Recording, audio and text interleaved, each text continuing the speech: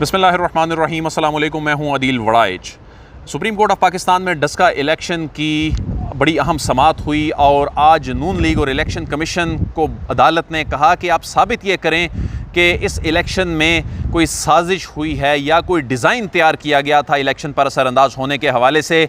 लेकिन नून लीग के वकील सलमान अकरम राजा और इलेक्शन कमीशन ऑफ पाकिस्तान के वकील ने एक लफ्ज़ ऐसे लफ्ज़ पर इन्हसार किया कि शायद उन्हें इसकी कीमत भी अदा करनी पड़ सकती है कि ये बड़ा इस लफ्ज़ पर फिर अदालत के बड़े अहम रिमार्क्स आए और इस केस का फ़ैसला जो है अब कल तक चूँकि ये मामला चला गया है और इसमें सलमान अकरम राजा ने तो अपने दलाइल मुकम्मल कर लिए हैं और इलेक्शन कमीशन के वकील ने भी अपने दलाइल का बड़ा हिस्सा मुकम्मल कर लिया और अब सिर्फ पाकिस्तान तहरीक इंसाफ के वकील को मुख्तसरन सुनना है क्योंकि ये जवाबुल जवाब होता है।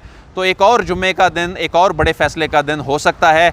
आज जब इस केस की समाअत शुरू हुई, सलमान अकरम राजा रोस्टरम पर लाहौर से वीडियो लिंक पर मौजूद थे, तो जस्टिस उमर अता बंदियाल ने कहा कि आपको जो फैक्ट्स हैं, जो आप इस केस में बात कर रहे हैं, जिन फैक्ट्स की उनको रिलेट करना है कि उन्होंने पूरे इलेक्शन को मुतासर किया। सलमान अकरम राजा ने वहीदा शाह केस का फ़ैसला पढ़ा और उन्होंने कहा कि वहीदा शाह केस में पोलिंग ऑफिसर को थप्पड़ मारा गया और इलेक्शन कालअदम हो गया। तो इलेक्शन की परसेप्शन भी इतनी ही अहम है जितनी कि रियलिटी, और नज़ीरों के मुताबिक इलेक्शन की सैंक्टिटी जो है वो इलेक्शन को कालअदम करार देने के लिए काफ़ी होती है। तो जस्टिस उमर अता बंदियाल ने कहा कि आपको अपने मजबूत तरीन पॉइंट्स से शुरू करना चाहिए था, दलाइल देने चाहिए थे। आप 12:30 बजे तक अपने दलाइल मुकम्मल करें। आप पुराने फ़ैसले पढ़ रहे हैं, आप अपने मजबूत तरीन पॉइंट्स के साथ सामने आएँ। तो सलमान अकरम राजा ने कहा कि शहरी इलाकों में जो टर्न आउट था वो 35% से कम, जबकि दही इलाकों में 50% तक रहा। जस्टिस मुनीब अख्तर ने कहा कि जो इंतज़ामिया और पुलिस का जो अदम ताउन का मामला है, ये एक एडमिनिस्ट्रेटिव बेहिसी हो सकती है, ये काबिल कबूल नहीं है, मगर इसमें और डिज़ाइन में फ़र्क है। सलमान अकरम राजा ने कहा कि जो जियो फेंसिंग की रिपोर्ट है इलेक्शन कमीशन ऑफ पाकिस्तान की वो आ गई है। तो अदालत ने कहा कि जियो फेंसिंग जो मटेरियल है वो उस वक्त इलेक्शन कमीशन के सामने, जस्टिस मुनीब अख्तर ने कहा कि जियो फेंसिंग मटेरियल उस वक्त इलेक्शन कमीशन के सामने नहीं था, ये एक अपील है, इसमें ये मटेरियल एडमिसिबल नहीं हो सकता, आप इन एडमिसिबल मटेरियल में ना जाएं। तो सलमान अकरम राजा ने कहा कि जो कंक्लूसिव एविडेंस नहीं था डिज़ाइन का, मगर परसेप्शन बन गया है कि ये एक डिज़ाइन था।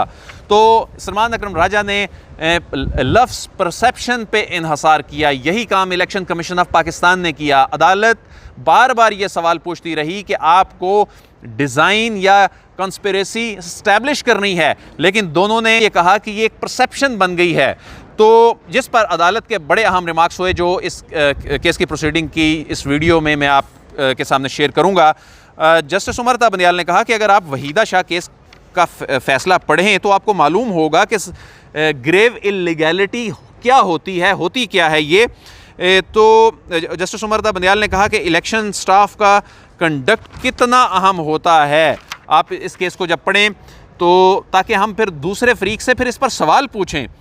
तो वहीदा शाह केस में जब जज साहिबान के कहने पर उन्होंने मुतलका पैरा पढ़ा तो जस्टिस उमर अता बंदियाल ने कहा कि अब हम सांस ले सकते हैं कि आपने मुतलका पैरा पढ़ा। अब आपको ये बताना है, जस्टिस उमर अता बंदियाल साहब ने कहा कि अब आपको ये बताना है कि आपके केस में संगीन इल्लीगैलिटी हुई है। जस्टिस सजाद अली शाह ने कहा कि 20 प्रिजाइडिंग अफसरान के मामले को पूरे इलेक्शन से रिलेट करें तो बात ख़त्म। तो सलमान अकरम राजा ने 2019 का एक लोकल गवर्नमेंट इलेक्शन से मुतल्लिक ये पंजाब का एक केस था वो पढ़ा और कहा कि इसमें भी परसेप्शन का सवाल उठा।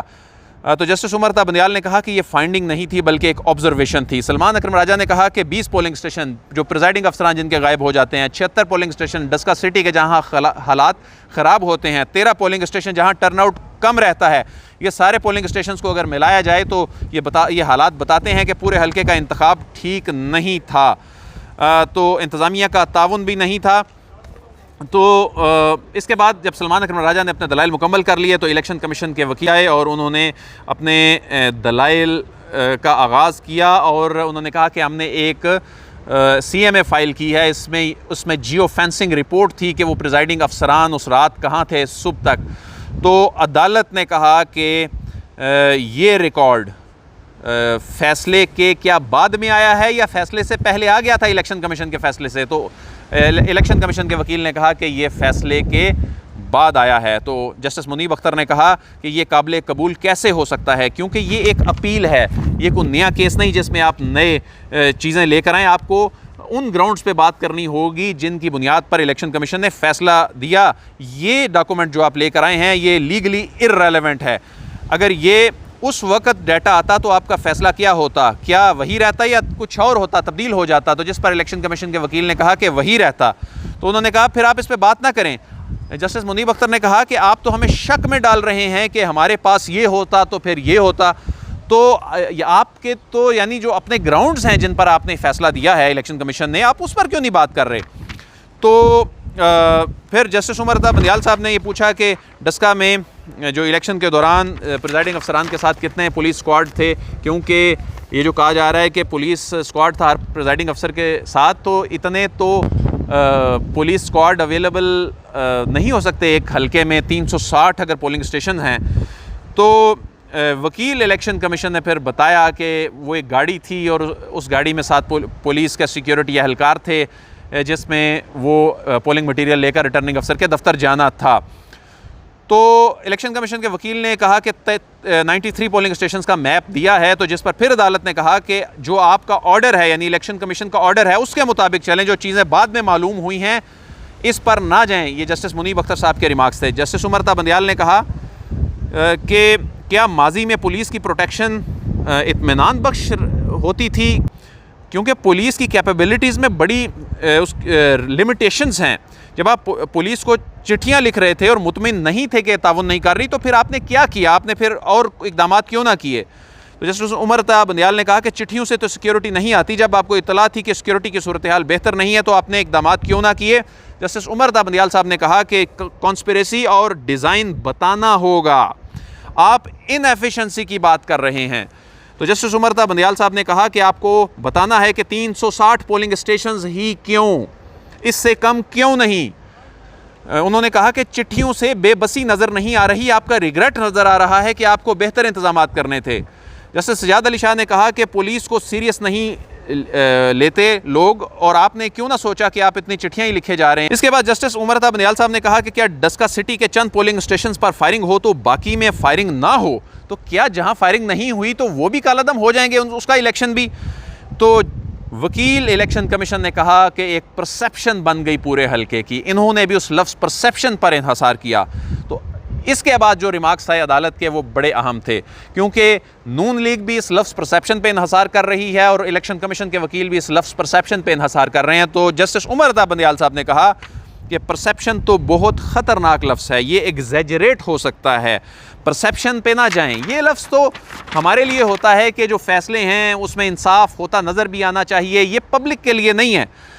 तो इस पर लफ्ज़ परसेप्शन के हवाले से ये रिमार्क्स बड़े अहम थे कि ये लफ्ज़ बड़ा ख़तरनाक है, ये एग्जैजरेट होता है, ये लफ्ज़ परसेप्शन पे आप ना जाएं, डिज़ाइन साबित करें, कॉन्स्पिरेसी साबित करें और ये बताएं कि पूरे 360 पोलिंग स्टेशंस कैसे मुतासिर हुए।